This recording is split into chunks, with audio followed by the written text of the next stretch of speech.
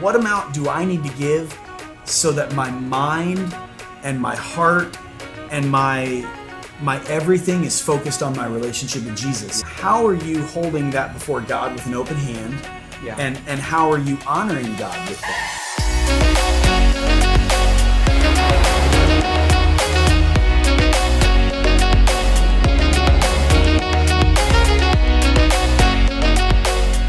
Three Creeks, what's up? Week 9, Chasing Wisdom, Part 2. I'm here with one of my best friends in the world and someone who's very familiar to a lot of the people in our church. His name is Mark Artrip. He's the lead pastor over here at Movement Church. We're actually in their studio here, so we're still kind of tied. Still need you. You're going to pay us for this studio time. $100 an hour. $100 an hour. And speaking of $100 an hour, we're talking about money. Ooh. And we're talking, the Bible obviously talks a lot about money. There's a lot of proverbs about money. There's a lot of proverbs specifically about the pursuit of wealth and how it's fleeting and it doesn't do what you think it will do when you get it. Proverbs 11:25 says that a generous person will prosper. Whoever refreshes others will be refreshed. So we're talking about money. We're talking about generosity. Maybe before we get into this, for those of you that don't know you yet in our church, just introduce yourself. Who are you? What do you do? What do you do when you don't do what you do? I don't know. Yeah. Who are you? Well, I'm Mark. I'm the lead pastor of Movement Church. Clearly, I'm not a male model, so that's how I fill most of my time. I've been married to Kristen for 16 years. We have 4 kids and a dog, 2 cats, and a miniature hamster named Cuddles. So that's who I am. We started Movement in 2012, and even having this conversation is fun for me, just because part of our vision was to be a church that plants churches. So to get to see the success and the impact of Three Creeks Church, and to get to see us being ready to plant Contrast together, that was the goal, that was the vision, and it's neat to see that happening. So that's who I am. I also like gum, and so I'm chewing gum, and I'm not even going to apologize. I chew gum when I speak and I'm in front of people. And you have been generous to me in the donation of probably 1,000 pieces of gum over the last couple years. It's true. And this is different in that Mark's 38. 38. So I think you're the youngest person that we've had in this series of interviews, but I'm cool with it. I'm great with it, because on this topic of money, I don't know that I've had anybody speak as much truth into my life on the topic of money than you. So even though you've only got 38 years, I would point to a 50 or 60-year-old who wants to handle money well and wants to be a generous person, and if they have any questions on how to do it, I point them to you, because you've been a great source of wisdom for me, not only personally, but even as a church, just having an attitude and a posture of generosity. This is not mine, this is God's, how can I use it? This was a no-brainer. So even though you're just a young whippersnapper, I appreciate that. That's just a wee lad, he's got something to say.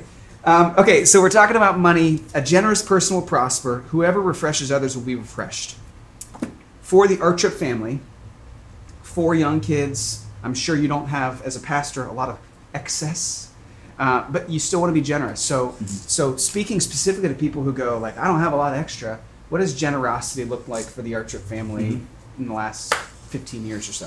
Man, couple different things. I mean, I think, anyone that's grown up in America, anyone that's in modern America, we're in the richest 1% of the world. So even though we all know someone richer who has more things, money, retirement, boats, whatever, we're rich. Yeah. I'm rich, you're rich. And I think that's a mind shift, the mindset that we have to get to. My mom grew up in a family, I think, that had less money than the family I grew up in. And so it was always interesting.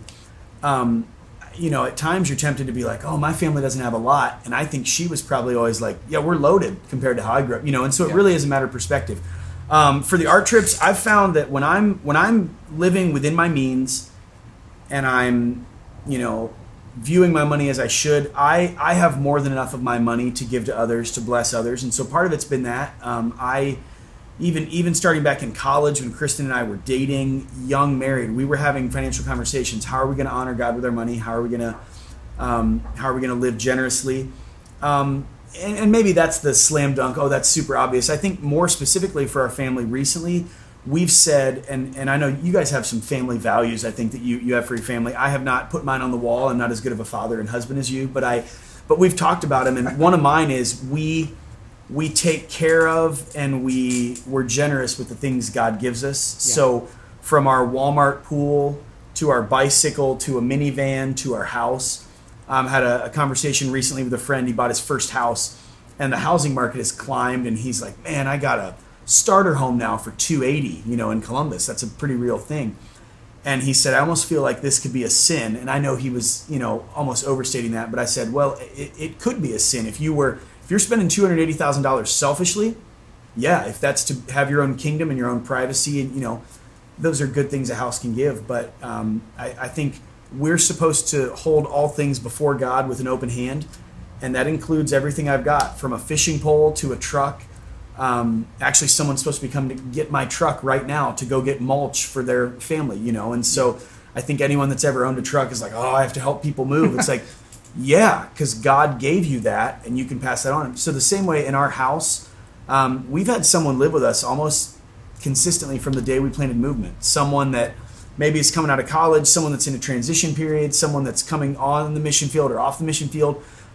We've said, all right, here's what God's given us. A piece of that is money, a piece of that is vehicles, a piece of that is time, a piece of that is wealth and riches. But part of that for us has been a house.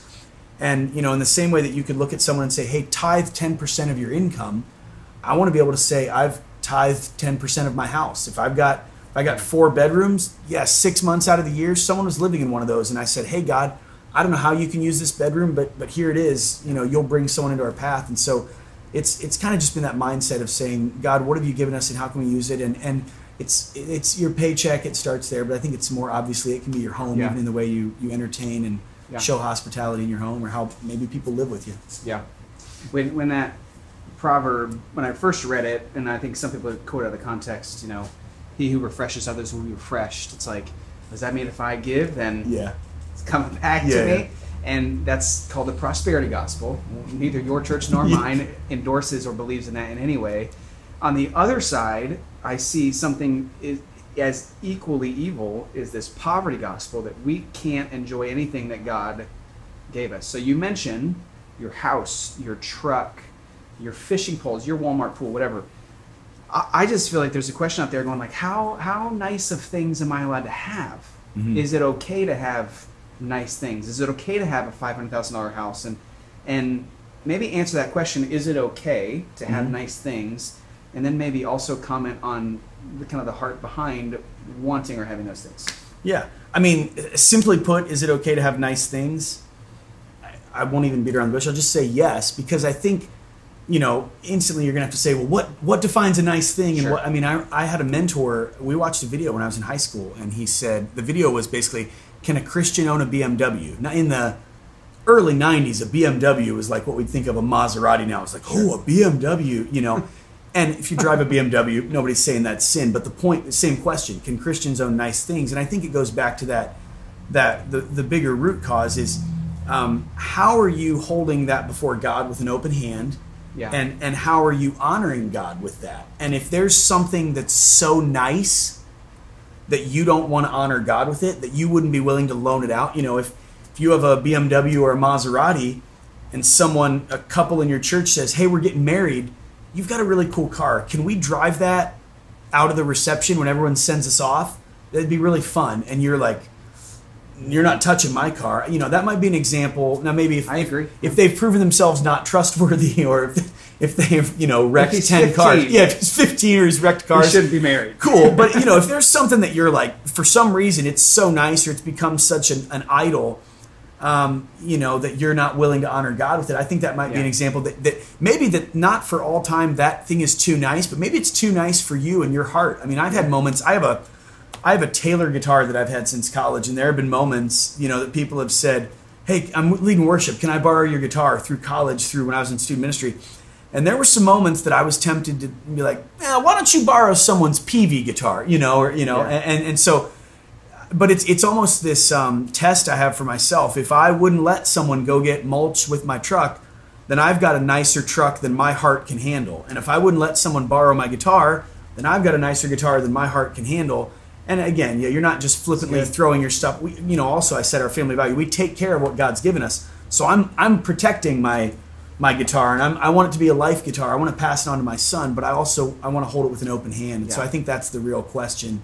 I think you can have nice stuff. I think you can be blessed by God. I have multiple friends that have vacation homes, 2 homes, and they let my family go use those, and they're blessed by those. They've refreshed our family, and times where we're like, man, we just need a break. I've never said that guy doesn't deserve 2 homes, because I've seen those people hold them with an open hand. I think that's the question.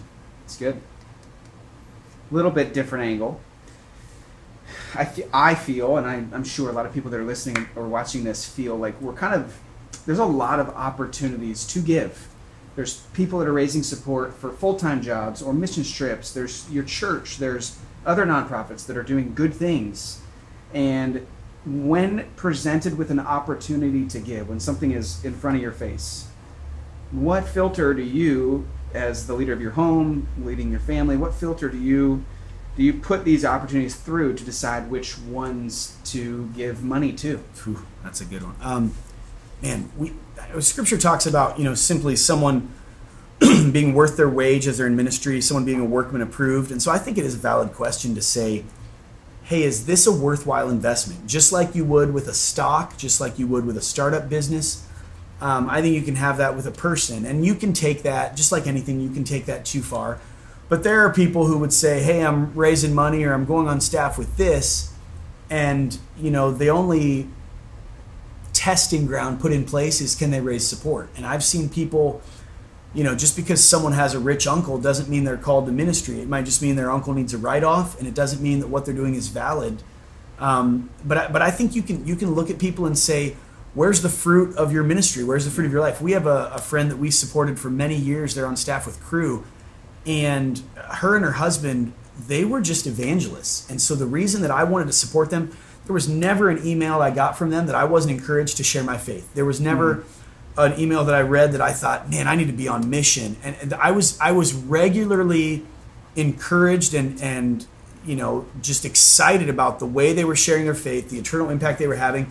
And I always felt like I can't give them enough money. They're worth my investment. I think if we had bought Amazon stock as it was making the climb, every time we got a new paycheck, we'd be like, let's pour some more money into Amazon. I think there's certain people that you feel that way, and you think like that's a worthwhile investment. We're seeing kingdom fruit. We're seeing the fruit of the Spirit happen, and we're seeing eternal impact.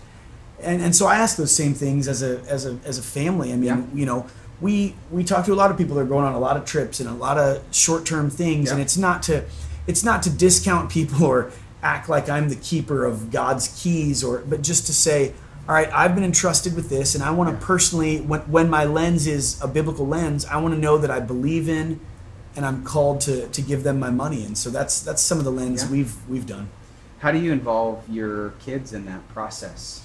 It's funny you mentioned that. Even as you were complimentary and saying you felt like I was beyond my years, I feel like everything I'm saying today is just what my dad passed on to me. Like I don't feel like I have. This is really an interview with Ron. No, Artrip. Really. Shout out to Ron. Shout out to Ron Artrip. This is all his stuff. He's the original Dave Ramsey, and then Dave just stole the book. So my dad was so good at that. He would basically just show things for us as a family. I mean, so little things rather than saying, hey, you should give, he'd say, hey, you're going to do these 5 jobs, and now you get $1 for allowance.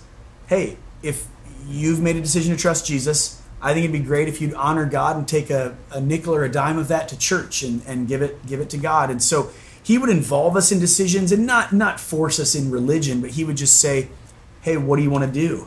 And so how do I involve my kids in generosity in general? My boys, we're a little bit out in the country, and so they bale hay, they mow lawns. If you go on vacation for Movement Church, they're mowing your lawn. They don't want to commit all summer, but they'll do 1 or 2 weeks. And they take chickens to the fair and make money. They work for some people in the church that have businesses. And so it's been cool to have those conversations. You just say, hey, we've talked about this principle that everything is from God.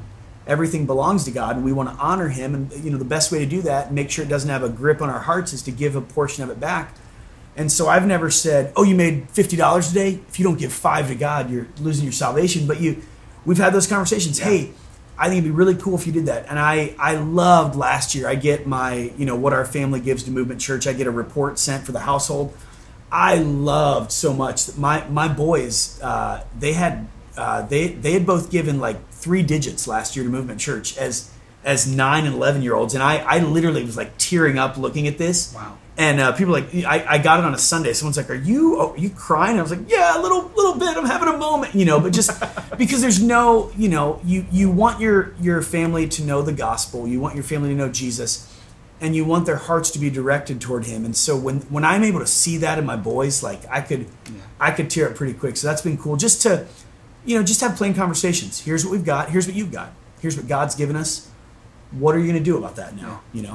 From Ron to Mark, yeah. to the boys. Yeah. So here's a question for you. I've heard people go 10%. You hear a lot about 10% as it relates to the church, tithe, money, giving, whatever.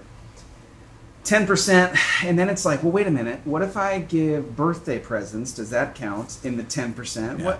What about the missionary we support? Do I have to give 10% to my church? What if I don't have a job right now? There's a lot of questions about the 10%.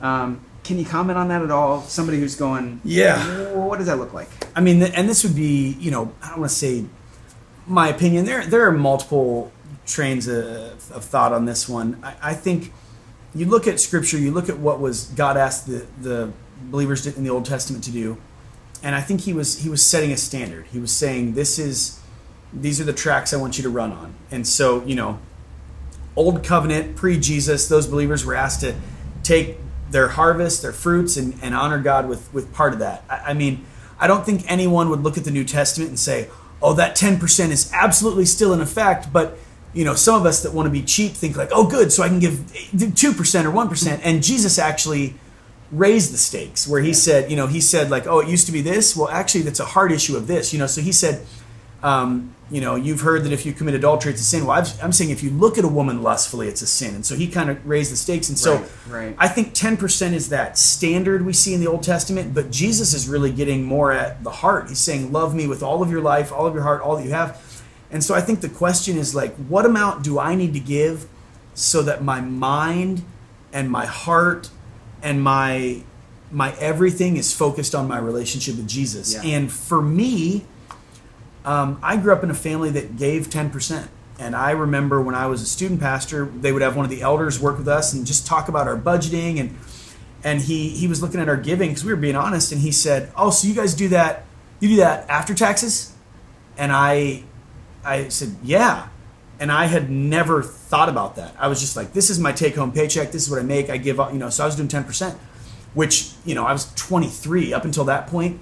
Most people aren't given 10%. I tithed all through high school and college, and I was, not thinking it, but I'm right. like, oh, good job, Mark. And as soon as he said that, I thought, oh, there are people that, and he said, well, God gave you this amount. Even if this goes to Caesar or the U.S. government, God gave you this, have you thought of, and I was instantly ruined where I thought, I need to tithe that pre-tax amount. But even more, I've looked at, there's a passage where Paul is urging believers in Corinth to excel in generosity. And so I've realized, as I've tithed 10%, you get used to that. And so, I think it's good for a believer to ask, what's the amount that will draw my heart to God, that will make me depend on him, that will keep my eyes and my focus on him? And so I think 10% is a good starting point.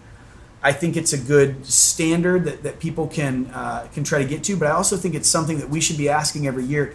How can I get better? How can I excel in generosity? And so, I'm not the Jesus police, and I'm not looking at people's checking accounts, but if someone has been giving for 60 years and hasn't changed that, I think it's a fair question to ask. How can I, I'm 38, but when I'm 42, if I'm making a little more and my picture looks different, can I honor God a little more with a little more percentage or some different things? So I think 10 is a good starting guide, but we should be saying, how can I excel in that? Where is it fair to say maybe where does it sting a little bit? Where does it hurt? Yeah. Because I think you could that's say not 10%, then there's probably something maybe that God, you're not depending on God. Yeah, really. And I had a friend say that it's not sacrificial until it stings. And if it's not sacrificial, I think you'd have to ask, is it really giving? You know, if you're making tons of money, throwing a 20 in the plate every other week, okay, cool, you know, but yeah, I think at some point you should have to say, this could, in my American mind, this could be going toward another vacation or another thing, and I'm choosing to honor Jesus and what he gave me more than that vacation, more than that car, and more than that retirement or whatever that is. So. Right. Yeah. It's easy for me to look at everything else I want to do and then go like, how much can I, okay, versus the other way around, versus going like, I think like this is what I feel like God wants me to give. Yeah. And then I'll fill in the other things that I'd like to do with the rest of what God gave me after that. And that's a fair question. I mean, Scripture talks about that. Again, I'm not trying to be some Pharisee. I mean, you know, Scripture says like God loves a cheerful giver, and so you shouldn't be giving what Mark says to give, but you also need to be asking the question, what should I be giving? And most people, if we're being honest, haven't asked God that question, and they certainly haven't prayed about it. They don't want to. No, because they're terrified that God might say, I'm asking you to give 20% pre-tax, and they'll think, well, what about my boat? Or, you know, but I think it's a fair thing. If you know, just like you're saying, God, who do you want me to share my faith with? God, who do you want me to be impactful in their life? God, what do you want me to give? What's that percentage? And at what point is it sacrificial? What are you calling me to do? Yeah, it's good. If I'm a new person to church, to faith, you know, 10% sounds like a lot. Yeah. I mean, 10% of our income going to anything is a lot, and it's like we were barely making it here, and now, you know, I'm coming to church, and it's like 10%. Yeah. Like that's a lot. Yeah. So, and you know, I think there's kind of a, I don't know, there's maybe a stereotype or something around church that we just want your money. Yeah. And so there's somebody listening going like, here's another church, just want my money. Yeah. And I want to toe this line where I want to challenge you to, and I want to point you to what the Bible says, but I also want to understand that this is a new concept. So I don't know. I'm getting a little long-winded. And I would just say if someone has a hesitancy with churches and with giving, I get it. You know, they're because our money. I mean, Jesus said our money and our heart are connected. So to have a hesitancy with your heart, with the being of who you are, that makes sense. And even to say, hey, my family knew a church or a pastor that I know exactly. You know. I've known marriages that didn't work or weren't executed right, but I still believe in marriage. And I've known people who played soccer and tore their knees up, but we still think it's a fun game. You know, it's kind of that don't throw the baby out with the bathwater. But I would say if someone that's new to giving, I just want them to know it is significant and it's a real thing to feel a pull of your heart or a sacrifice. And so I think it's important, you know, if you've never worked out, just go that first time. Give once. Yeah. And if you've worked out a couple times, what would it look like to work out every week? What would it look like to give money every week? And then once you say, hey, I never ran a mile and I've run a mile 3 days a week for the last week, what would it say, hey, can you run 2 miles now in a day? You know, to say, all right, I had never given and I gave. I had never given consistently and I did that. And now I'm going to give consistently here and here and here. I'm a person I'm driven by numbers, you know, so I sit down every year and I say, I make this now. I know what I make. I know what my income is going to be. And I gave this percentage last year. I want to give a little higher percentage this year. And I want to try and have a giving goal. And there's been years that it's, you know, hey, what would it look like to give, you know, for some people, what would it look like to give consistently? What would it look like to give 4 digits? What would it look like to give 5 digits? I mean, I think those are, you know, you don't put that on Facebook, but you can be driven by things like that to say, hey, this is a number that scares me. I'm going to give that number this year. You know, that could be 3 digits. Oh, exactly. For a college student, that's 2 digits. I have a friend who a couple years ago, God's blessed him, and he said, I'm going to live on 49% of my income this year. I'm going to give away 51% of my income. I'm going to live off the minority of my income and give away the majority. And that was, I mean, I don't think he'll ever know the encouragement that was to me, just to, you know, because I don't want to claim that I've mastered generosity or I could write a book about it. I'm thinking that's someone that's teaching me about generosity. Yeah. But yeah, for him, it was 51%, and that's I'm hoping I'm not called to do that. That's that stresses me out. I don't want to pray. God, no. I'm not asking God about that one. So it's good. He who refreshes others will be refreshed. It's that proverb actually means that, like, in the refreshing of others, like in the generosity, you will be refreshed in that. Like, it's not when it comes back to you, it's when it goes out from you that in and of itself, it's refreshing. It doesn't own my heart. Right? Oh, and I've seen that time and time again. I mean, even I think Dave Ramsey's one of the Christian money guys that's known, and he's got these biblical principles. I always find it fascinating. I've known people who don't believe in God, who are not walking with Jesus, who follow biblical principles of finance and still see the payoff. It's good for them to detach from their money, for them to see themselves blessing other people. It's good for them to live within their means and to see the abundance when they can be disciplined. So I think, you can be refreshed, and you can see others being refreshed just because God has said, this is my wisdom as it relates to money, and if you live by that, there's an economy there where you're going to be refreshed, you're going to be blessed, and maybe not, you're going to win the lottery, but there's a blessing in detaching from your money and seeing that it has a bigger purpose outside of you, and those things are true when people follow God's plan. It's good.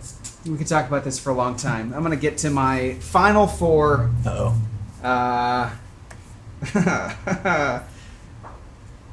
These are good. All right. We got a lot of young dads. These are not money related, by the way. We got a lot of young dads, and you're a dad of 11 years. Is that how old? 12 and a half. 12 and a half. Sorry, excuse me. So Malachi's 12 and a half. So you're a dad of 12 and a half. So you've been a dad for a lot longer than a lot of people that we're talking with. So, as a young dad, give us a one thought nugget, word of wisdom that you would give to a dad who's just starting out, who's got some really young kids. Man, again, I'm riding on the shoulders of Ron Artrip, and I admit that he's a good dad. I think something I learned from my dad was just always in our life. So when I was obsessed with DC Talk, he was, hey, we should go to a concert. You want to go to a concert? I was in third grade. Do I? When I wanted to be Nolan Ryan, hey, let's go outside and you can pitch to me. Yeah. Every night we can. When I wanted to, have a mini bike, and then I'm jumping that thing and breaking the metal frame in half, he was welding it and fixing it. Wherever I was, he was always in the picture. And I think when you see parenting come off the rails, and this is not a perfect science, I know it happens to people, but if you can always be in the picture and always have relationship, always have an interest in what your kids are doing and a role in their life, it doesn't mean that I didn't go through a period when I was 16 that I thought I was too cool for school, and I didn't resent my parents at 21, but there was never a time in my life where I thought, man, my dad doesn't have an interest in me. Yeah. And my dad doesn't want to spend time with me. And so out of that, the things that were important to him became important to me. The things that he spoke into my life became important. I mean, I think he modeled his faith. And so there were still moments I thought he was crazy. But I think people, the greatest influence that happens in the life of a child is their parents. And so people underestimate what it is that they're doing. I remember my dad just waking up in the morning, and I remember, vividly my dad reading through 1 Corinthians, and he'd say, hey, you don't have time to read this morning. You're brushing your teeth, getting ready for school. I'm going to read this out loud to you just so you can hear God's word, But I saw him working on his relationship with Jesus. I saw him seeking biblical community. I saw him giving his gifts. I saw him taking care of widows in our church. I saw a lot of the things he did. And I've seen him, even as an adult, prioritize his faith. I think a lot of people think parenting stops, when your kids turn 18. I see a lot of people, and this is maybe out of my league that I shouldn't speak on, but I see a lot of people in their 40s, 50s, and 60s. They were doing their faith to model it for their kids, and they turn it off. All right, we're going to Florida now. All right, we don't have to lead that ministry anymore. And I'm still looking at my parents as the blueprint, because I've never been 40, 50, and 60. And so how do I biblically retire? How can I be generous to my kids? How can I love my grandkids? And I've seen my parents have always modeled walking with Jesus in a relationship, but they've always been in my life. There's always been an interest in a relationship there at every age. I feel like one of the things that you do that you took from Ron that you didn't mention was like in the same way that your dad did not like DC Talk, but yet took you to the concert. I think your kids have interests that you're like, I didn't really grow up with that interest. Like, I never made model farms. Yeah. But you are driving all over the earth, taking your kids to these model farm things. And I'm like, Lord, please help my kids not do model farms. Because I personally am not interested in that. Yeah. But it's been really cool to see you be a dad and go, you know what? Whatever my kids are interested in, like, I'm going to at least appear interested in that because I want them to know that I care about them and what they love. Yeah, it's cool. It's been a learning curve. I mean, it'd be good if my kids loved the NBA and right. comedians, but yeah, it's like they love model farms, they love fishing, and they're not the same guy I am, and that's fine because awesome. I think sometimes if they love the same things I love, that would be convenience, that wouldn't be love, you know. And so the moments that I'm tempted to be disinterested or to be arrogant or to not care, that's when I actually am choosing it as love. And so, I've tried to do that. But, I think my dad did it. He liked Jim Croce more than he liked DC Talk. Aldi's versus Walmart pickup. Just your thoughts on that? Because Aldi, they now have pickup at the store, right? Well, I'm talking about going into Aldi because of the prices. Even though they don't bag it for you. Yeah. Even though some of it's suspect. We are definitely an Aldi family. And I just from the get, I've been an Aldi family long before it was cool. Just like my dad was an educator. We had a Mac computer. But when you go to Aldi, there's that one thing that they just didn't have. Yeah, and so you gotta go to Kroger. You gotta go to Walmart. I definitely think if and this is where I'm going to tick people off. If you're not looking into Aldi first, I'm gonna doubt you as a manager of your money for God. There was a time Aldi was gross, and you could talk about it, but they've raised their game. Every Aldi in Columbus literally has been built in the last 5 years. They're nice, they're new, they're partnered with Trader Joe's. The food's nice. Take yourself to Aldi and buy some groceries. Switching. We go to Walmart every week too. I should say that. Switching seriousness levels. The best book that you think we all ought to read on the topic of racism.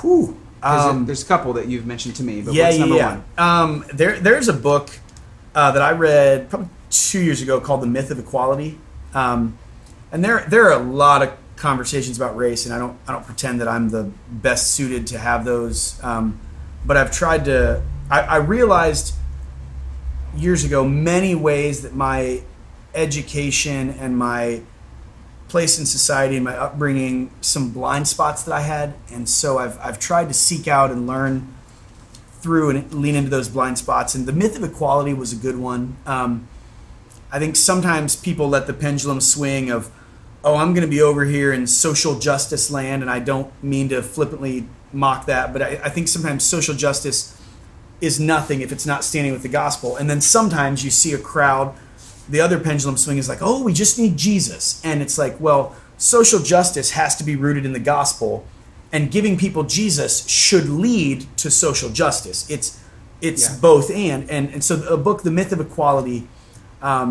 is the best book I've seen that from a Christian worldview that does that. It still talks about things that I think your average person that's grown up in a white school in a white town doesn't know, like redlining. It talks about the New Deal and government handouts that white generations got, and generational wealth and house purchases, things that in honesty I didn't know to think about or talk about, and yet it ties them to a biblical perspective. It lays the foundation, and it does it in a way of humility. That's definitely a book that I think everyone should read. And man, some other ones I'm trying to think. I read a book, The New Jim Crow, that I thought was very eye-opening on prison reform. There's a book I read on the Jim Crow era called Slavery by Another Name that was just emotional, to be honest. I would read it about 10 pages at a time. I'm reading at my son's soccer practice, and I'd find myself stopping and like crying and just thinking about my daughters and you know the way that some people were treated. So those would be three, but I think The Myth of Equality, probably the best starting point I would tell Three Creeks people. That's good. Last question. I'm interested to hear what you think about this. Otherwise, I wouldn't be asking it, but I'm very interested in this one. So you've heard of COVID-19? Yeah, it's a with a K. Yeah. Okay. It has affected every area of our lives, and it has affected church. And we thought it was going to affect church for 3 weeks, and we have been slightly surprised. It's actually been 5 weeks. Remember when we thought we'll be back for Palm Sunday? Yeah. But now we go, okay, this thing has really shifted a ton of stuff culturally forever.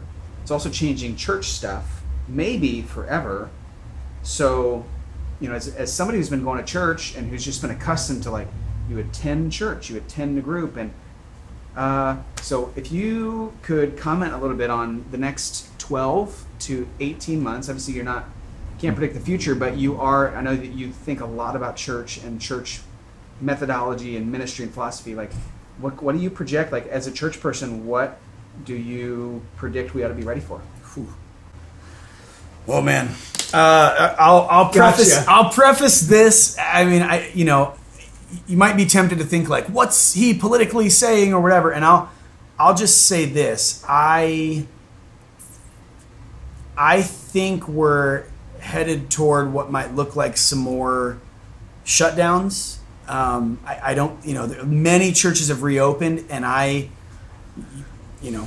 not even saying if churches should be shut down or whatever, but I think there's some new things that are in culture, and people say, oh, this is attached to politics. There's so much going on with this. I think for better or worse, people, if we can remove politics, they've now been taught if there is a virus or if there is a public threat, this happens. There was not a time in most people's lives that culture had been shut down, that the economy had been shut down on purpose, that churches had been shut down. I think that precedent is there. I would even wonder if we would go through a war again, if it'd be like, hey, everybody needs to not be out. I think the public gatherings and things have forever changed because people have realized we can rely on grocery delivery, and we can rely on digital church, and we can have people work from home. And so I think whether it's in 6 months or 5 years or 20 years, I think the pausing of society is going to be something that it's an option now, because it didn't feel like an option before. And so I think the church, has had to learn to adapt through that, and is going to have to continue. I think that's okay.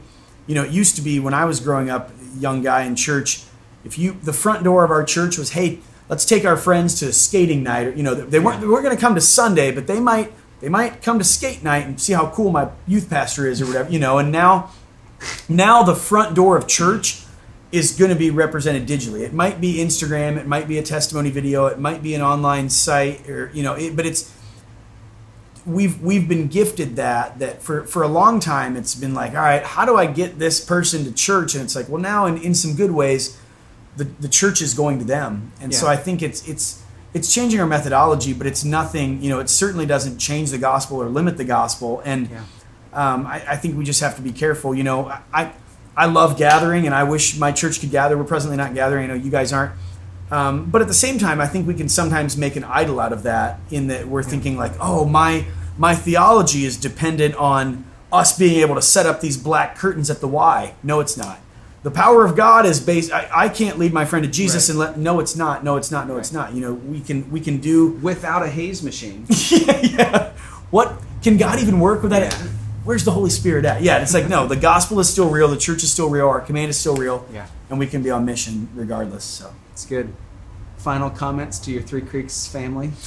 Ooh, Three Creeks Church. I'll just say that I probably say this all the time when I'm around you guys. I love you so much. I'm so proud of you. I mean, I feel like you're our firstborn, and so the things that you are doing, when I see the impact you're having in the city of Gehenna, when I see the impact you're having, the discipleship that's happening, the multiplying of groups, you being a part of planting churches and raising up leaders and dreaming for the future, that stuff fills me with pride, just because our original vision and our goal was exponential growth. And so part of our kingdom impact and part of our success, and this isn't about me, is what you're doing in Gehenna and what we can birth all over the city and all over the state and the country. And so I want you to know I'm proud of that, and I'm excited about that I might screw up and do little whatever over here in Hilliard, but we can still have impact because we have a mindset and a model that says, let's not plant one big tree, let's plant a forest and watch them grow together. And so I'm excited about the impact you're having and what you're doing.